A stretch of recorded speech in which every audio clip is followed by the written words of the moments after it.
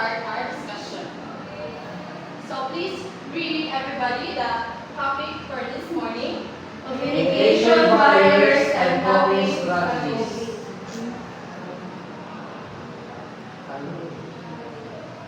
And these are the learning objectives for this morning.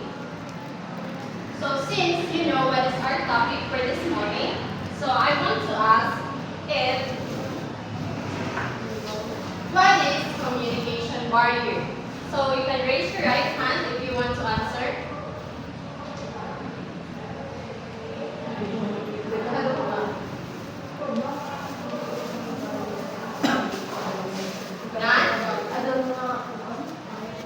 Okay, Miss Eno. So, I think communication barrier are those things or factors that hinders the communication to succeed between person to person. It could be the channel or it could be the person itself. For example, if there are physical abnormalities or disabilities, for example, it's for the speech and also for the hearing.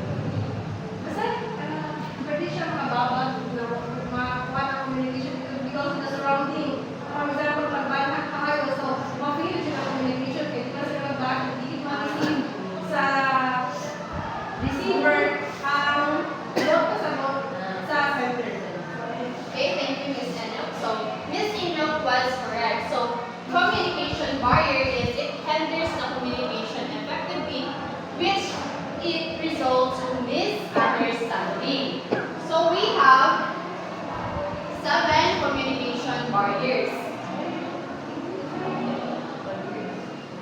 So can you guess the first barrier if what it is? Based on the picture.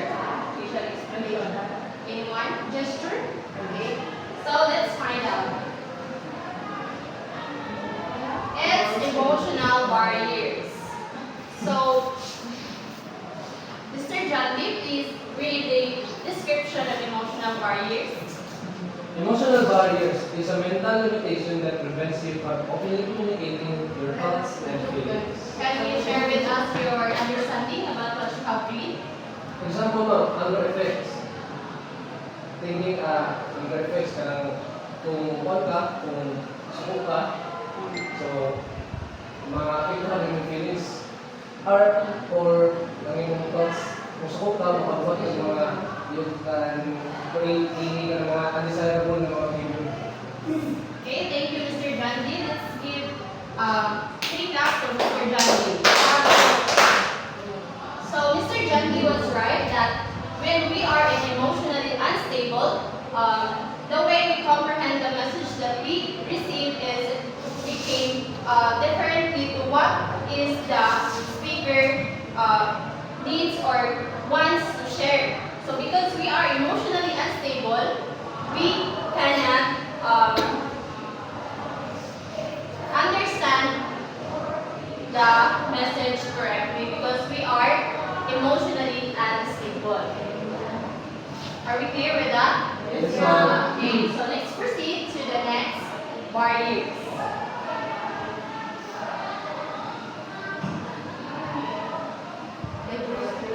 Cultural barriers. So, Ms. Mariano, please read the description of cultural barriers. Cultural barriers are cultural differences of the people that lead to misunderstanding of each other's customs, resulting in inconveniences and difficulties. Can you share with us your understanding about what you have read?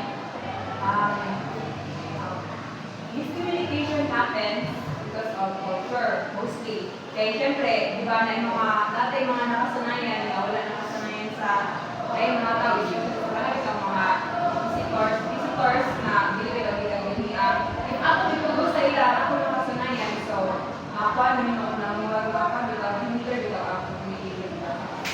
Okay, thank you, Ms. Mariano. Let's give her a 3 claps.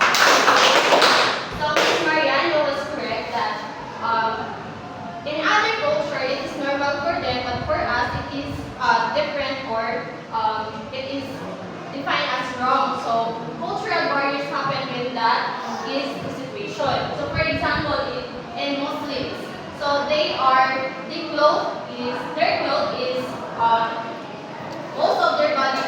being covered. But for those foreign people like America, they prefer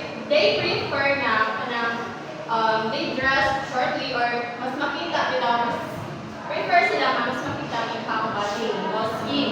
So that is normal for them. But for Muslim, they may think that it is not appropriate. So we have different culture. That's why it becomes a barrier when someone is different to your culture.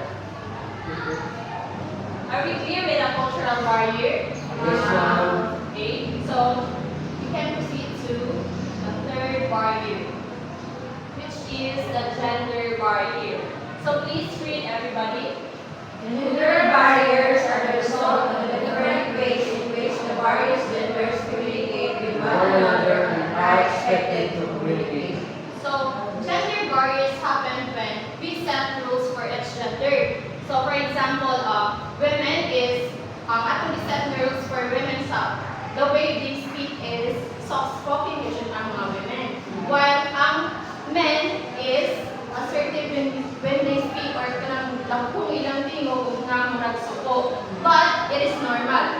Pero ang kaning barrier mahitabo ni siya kung kita ay bali ang men is mo ang soft-spoken, kunya ang women mo ang assertive. So the set rules we have for gender when they spoke or speak is nakaan na siya, nabali.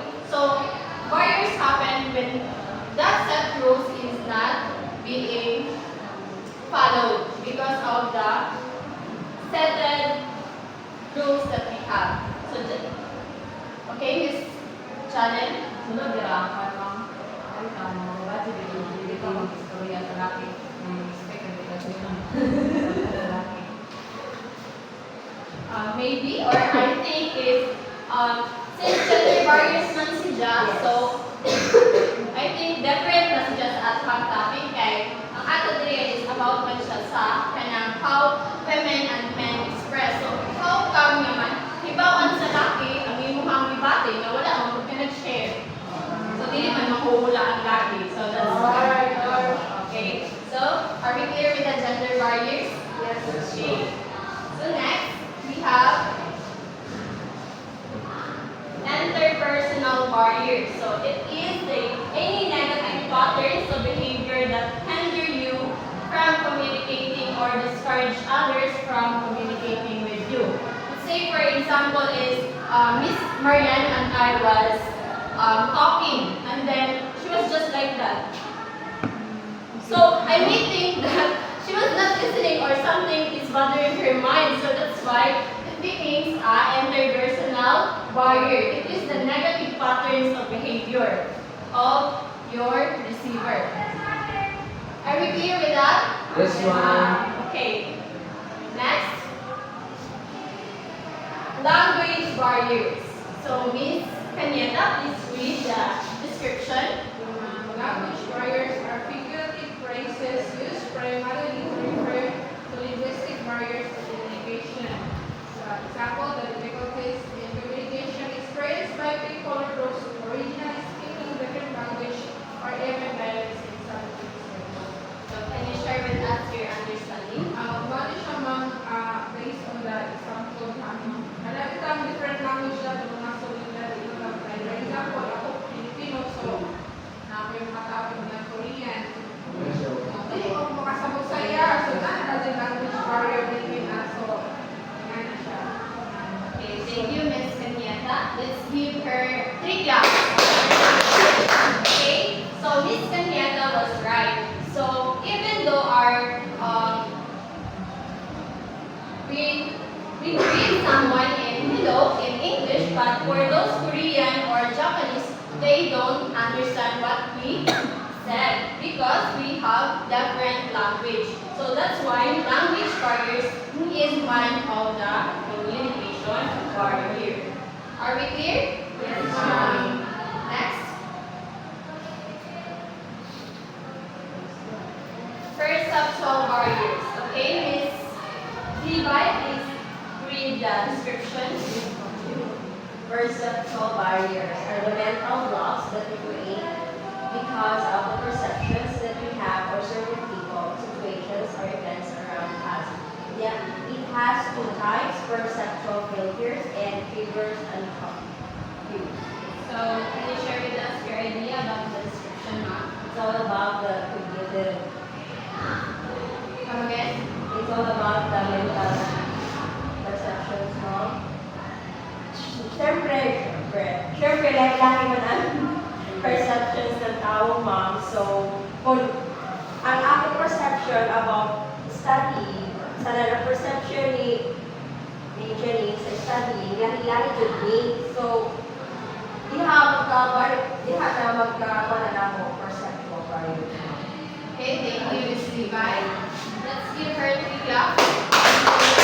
Thank you. So, Ms. Levi was right. So, perceptual barriers became a barrier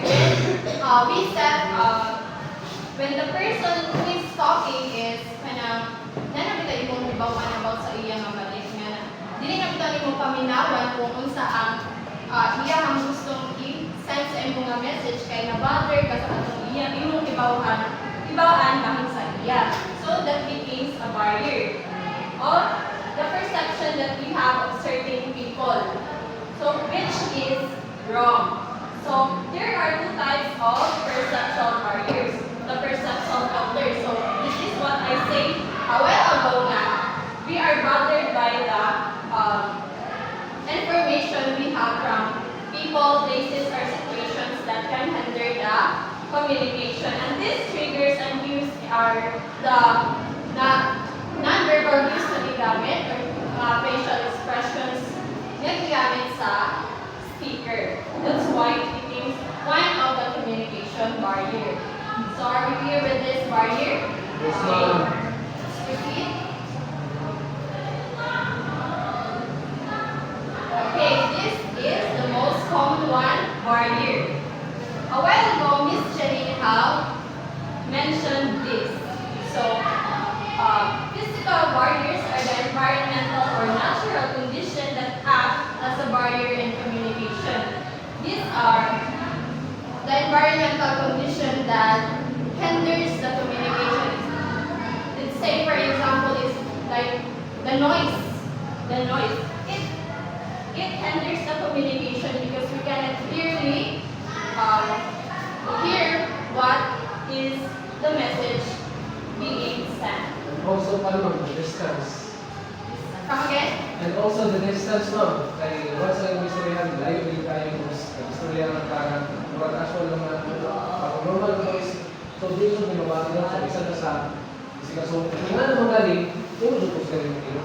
Pero ang isa na sa factor ng distance na ay makakita ng physical barriers. Di ba kasi namin? Okay, thank you, Mr. Johnny, for your additional idea. So, we are done with the 7 communicational barriers.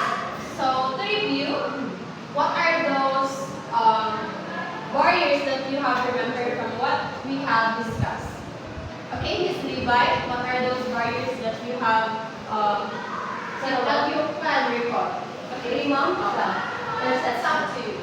Perceptual barriers, physical barriers, cultural barriers, emotional barriers. That's all, ma'am.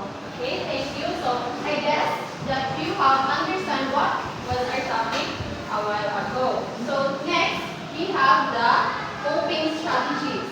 So, what are these coping strategies? Can you share with us what is your understanding about what is coping strategies? Ms. Mariano?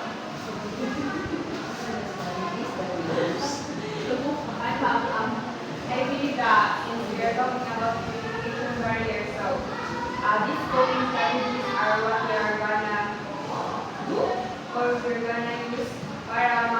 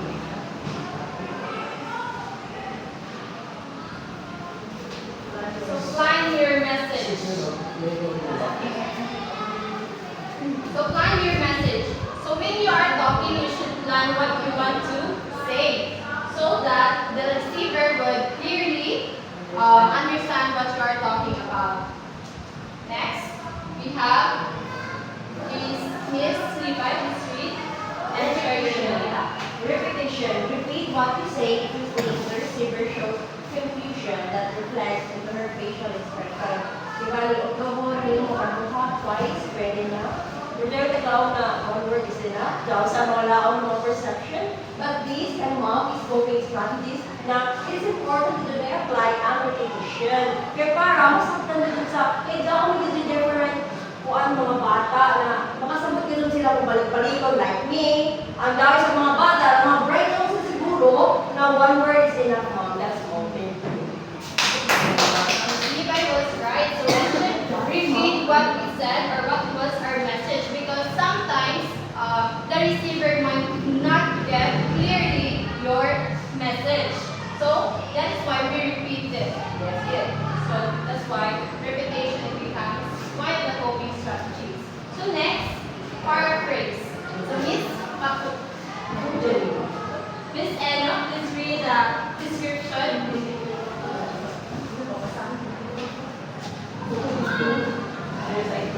Paraphrase, if you don't have any specific questions to ask, you may just repeat back to the speaker in your own words what you have taken away in order to allow the speaker to clarify any points. So I think this one is applicable to the receiver.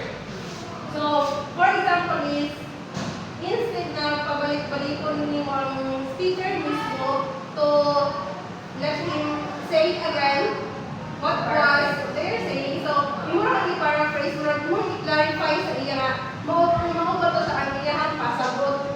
So, kaya parang iyahan makakuha nga, iya na siya, sakto ba? Usually, kinis ko mo sa mga marriages, di ba? Thank you, Ms. Enok. So, she was right that we should recall or repeat or paraphrase our message. Next, we have ask a question. To clarify your understanding as well as to demonstrate interest in what is being said. So this is for the receiver.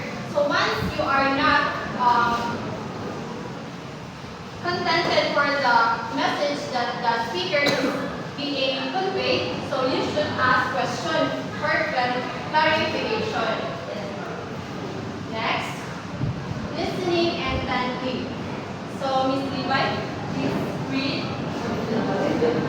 Listening intently. Listen for the essence of the speaker's thoughts, details, major ideas, and their meaning. So, pag-yun ko, mamati ang background. Para isa sa maka-cope sa, ang isa na coping strategy ang mamati yung pagkano. Listening intently. That's all. Thank you, Ms. Levi. So, Ms. Levi was right. Ano yung nagpapa? Ms. Levi was right that listening intently will result to effective communication because you can grasp all the information that the speaker was conveying. The next, eliminate distractions. So it is a must that we make sure you are in a quiet environment to decipher the message accurately and really listen to what the other party is trying to say. So when you are communicating, so you should consider first the environment para mas kanyang effective ang communication. Kaya kung na-noise, so it affects the communication. Dili dahil masabdan, makakuan pa niya, ma-misinterpret pa sa imuhang receiver.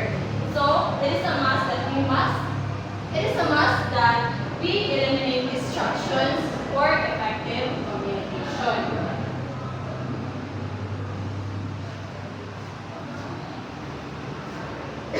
Next is be considerate. Do not monopolize the conversation by giving others the chance to speak. So, dili pwede sa isa ka communication nga ikaw ra speaker ang magstorya per me. Effective communication happens when both the speaker and receiver has a conversation para effective ang communication. So, dili man gud mahimo ka ang communication is ang speaker gyud. Unsa ang pagkakuan nga ang communication na hitabo kung walay response sa receiver. So, next is be concise. So, dili pasabot nga concise siya pas gusto na nimo pinamubo na nimo. Ang pasabot sa be concise is short siya pero stick to the point.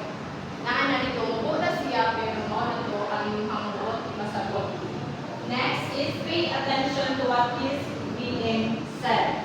Stay focused to what the speaker is saying. So, mamati ka, listen carefully, mo face ka sa mohang speaker kung mo storya siya para mas masabtan mo ang message. Next is be empathetic. You need not to be drawn into all of your problems or issues as long as you acknowledge that they are experiencing. So, dili pa sa nga empathetic ka, kuan mo ka sa kanang nga situation, makatanang madala ka ba? Kasabot ana, nakasabot ka para mas matagan mo og advice or mo og solution ng inyong problem. So those are the following coping strategies. So before we proceed, what are those coping strategies that you have remembered, Ms. Mariano?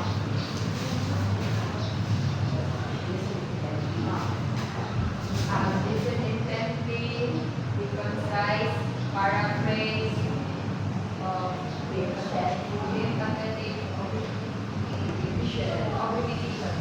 Okay, thank you, Ms. Mariano. So I guess that you have understood what was our topic this morning. So at this point, let us have an quiz. Get one short sheet of paper, and these are the direction. Some of the statements below are true about the strategies to effective communication, and some are not. Write T if the statement is true, and F if the statement is false. So number 1, always ask for clarification if you have failed to grasp others' point of view. Number 2, when you talk to others, you should not assume too quickly that they understand the message that you convey. Done? Number 3, choose the letter for the right answer for number 3 and 4.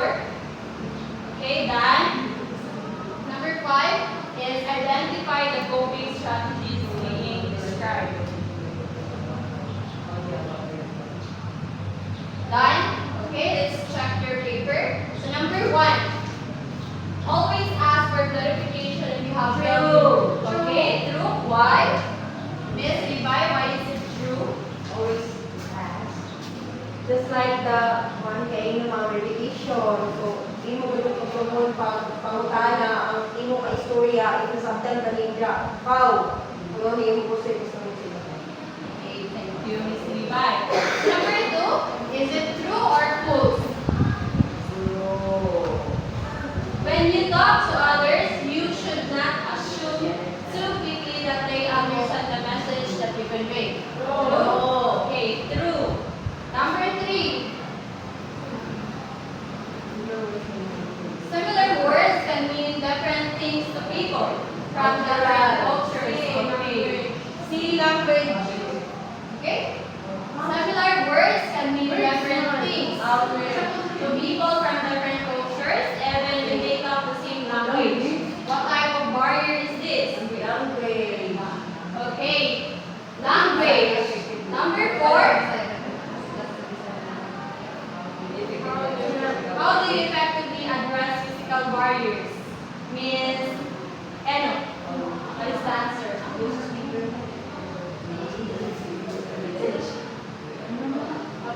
do you effectively address physical barriers? Letter C, appropriate channel can be used to overcome the physical bar. Yes. I how do you address physical?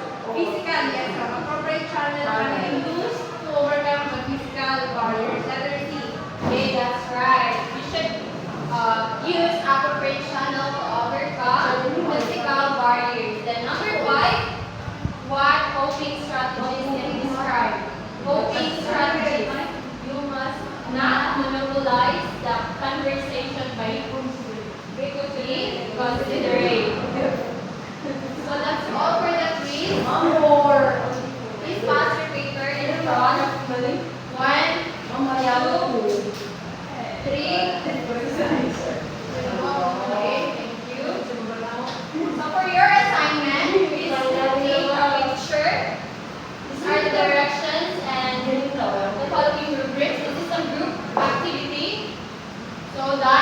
Taking picture? Ano pa, ma'am? Kadali ako. Any questions for the activity? No. Okay. For the assignment number 2, this is individual activity that will be passed next meeting. So any more clarification or questions about assignment? No, ma'am. Okay. So any more questions, clarifications for the topic?